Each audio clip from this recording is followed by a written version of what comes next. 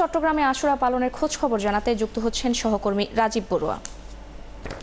রাজীব, চট্টগ্রামে আশুরা পালনে কি কি আয়োজন রয়েছে এবং তাজিয়া মিছিল শুরু হয়েছে কিনা জানাবেন।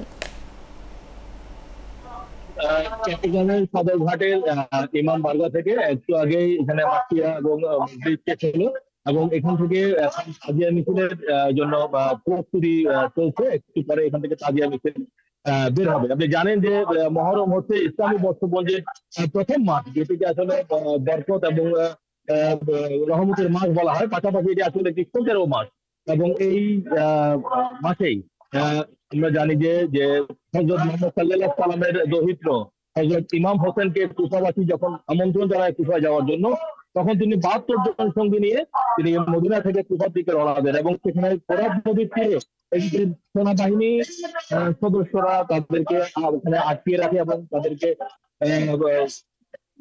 কর্ডন করে রাখে যেন আসলে দিকে যেতে না পারে। এবং দীর্ঘ কয়েকদিন ধরে তাদের এই অবরোধের কারণে একমাত্র হযরত মুহাম্মদ সাল্লাল্লাহু আলাইহি সাল্লামের দৌহিত্র হযরত জালাল আবু তালেব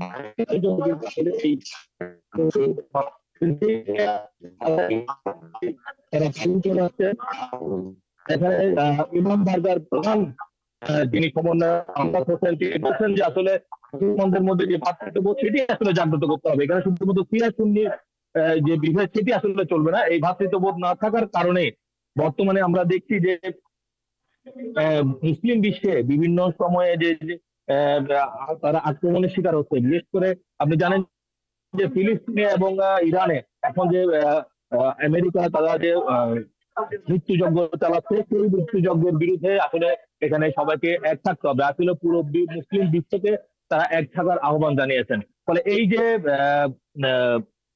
আশুরা, এটি শুধুমাত্র শোক নয়, এখানে হচ্ছে আমাদের একটা শিক্ষা, যে এই শিক্ষাটা নিতে হবে যে মুসলমানদের মধ্যে যে ভ্রাতৃত্ববোধ, যে ঐক্য, সেটি আসলে গড়ে তুলতে হবে। ধন্যবাদ রাজীব আমাদের সঙ্গে যুক্ত হওয়ার জন্য।